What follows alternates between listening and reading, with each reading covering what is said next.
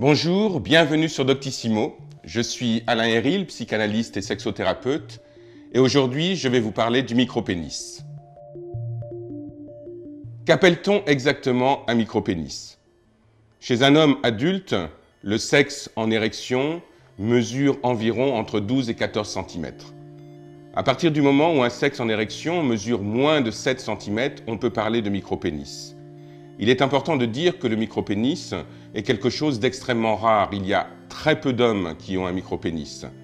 Donc la question qui se pose autour de ce sujet n'est pas tellement de savoir qui a un micropénis ou qui n'en a pas, c'est surtout la question du rapport de l'homme à son sexe. Beaucoup d'hommes que je rencontre se posent des questions sur la taille de leur sexe. Est-ce qu'il est assez grand? Est-ce qu'il est trop petit? Donc il faut bien faire la différence entre la taille réelle du sexe et puis la taille que l'on a dans la tête, si je puis dire, le sexe que l'on voudrait avoir, le sexe que l'on suppose avoir.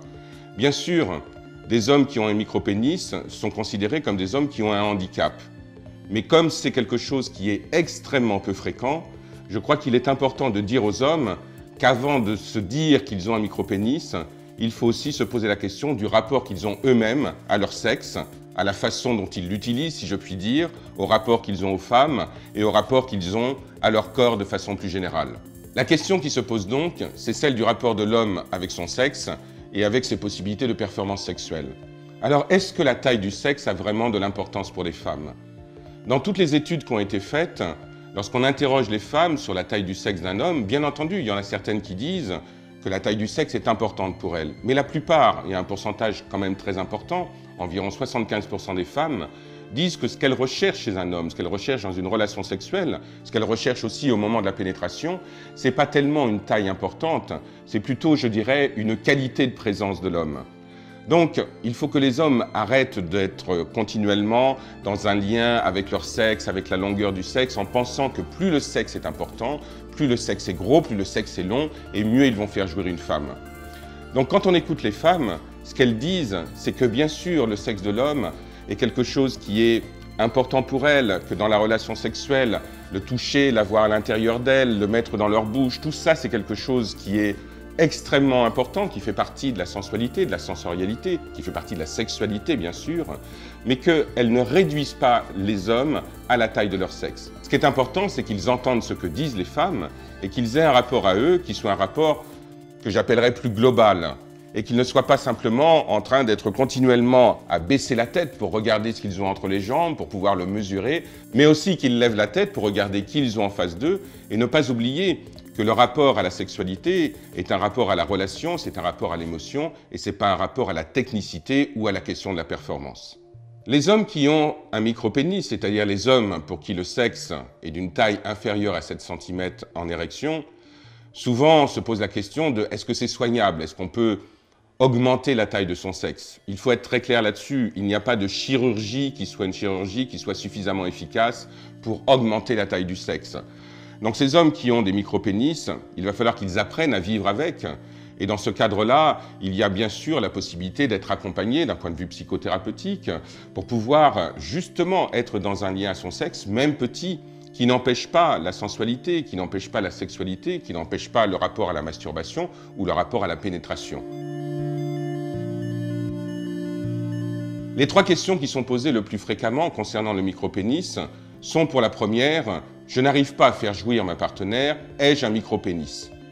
Il n'y a aucun lien entre la difficulté de faire jouir sa partenaire et le fait d'avoir un micropénis. Là encore, on est dans le lien que les hommes ont avec la taille de leur sexe. Beaucoup d'hommes ont l'impression qu'ils ont un sexe trop petit, mais je dirais qu'ils ont un sexe trop petit dans leur tête. Mais dans la réalité, ils ont un sexe qui est tout à fait de taille normale. Donc par rapport à ça, de nouveau, nous revenons à la sexualité qui est de l'ordre de la relation, qui est de l'ordre de l'émotion, qui est de l'ordre de la créativité. Donc la question, ce n'est pas la taille du sexe, la question c'est comment on est en relation avec l'autre, comment on est en lien avec sa sexualité et comment on peut arriver à vivre une sexualité qui soit désinhibée, joyeuse et créative. La deuxième question est « Je n'aime pas mon sexe, je le trouve trop petit, puis-je le faire agrandir ?» Beaucoup d'hommes, et surtout chez des adolescents, sont dans l'idée qu'il faudra avoir un sexe absolument énorme pour pouvoir être viril, être puissant et être sûr de faire jouir toutes les femmes. Il faut faire très attention à cette question de l'agrandissement du pénis. on trouve sur Internet tout un tas de propositions pour pouvoir agrandir le pénis avec des piqûres, avec un certain nombre de prothèses qui sont mises en place.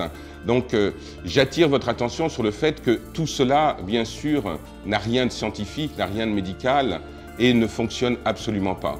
Donc, lorsque l'on se pose des questions sur la taille de son sexe, lorsqu'on se pose des questions sur la possibilité de faire jouir sa partenaire, il faut là encore revenir à la relation, revenir à soi-même, et il faut revenir au lien, à finalement quelque chose qui est très simple, son rapport à son désir et son rapport à son plaisir.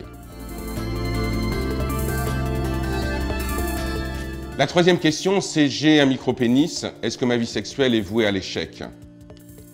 Bien sûr, lorsqu'on a un micropénis, il y a des considérations qui sont en lien avec la taille de son sexe, qui sont en lien avec sa particularité physique. Mais là encore, il va falloir adapter et sortir de la comparaison. Un homme qui a un micropénis, s'il est continuellement dans le fait de se dire « il faudrait que j'ai un sexe qui soit de la taille des autres, il faudrait que j'ai un sexe qui soit de la taille dite normale », cet homme-là ne va pas s'en sortir. Il va falloir qu'il puisse justement être en lien avec son sexe, même de petite taille, de façon à pouvoir mettre en place un surplus de créativité, un surplus de rapport à l'autre, un surplus de rapport à lui-même, un surplus de sensations, parce que un micropénis, certes, il est plus petit que les autres sexes, mais néanmoins, il fonctionne de la même manière, ce sont les mêmes sensations, ce sont les mêmes impressions, et donc il faut pouvoir vivre avec ces sensations et ces impressions. Même avec un sexe petit, un homme peut avoir une sexualité qui soit une sexualité satisfaisante pour lui et bien entendu aussi pour les autres. J'espère que ces quelques conseils vous auront été utiles. N'oubliez pas de vous abonner à la chaîne Doctissimo. Quant à moi, je vous dis au revoir et j'espère à bientôt.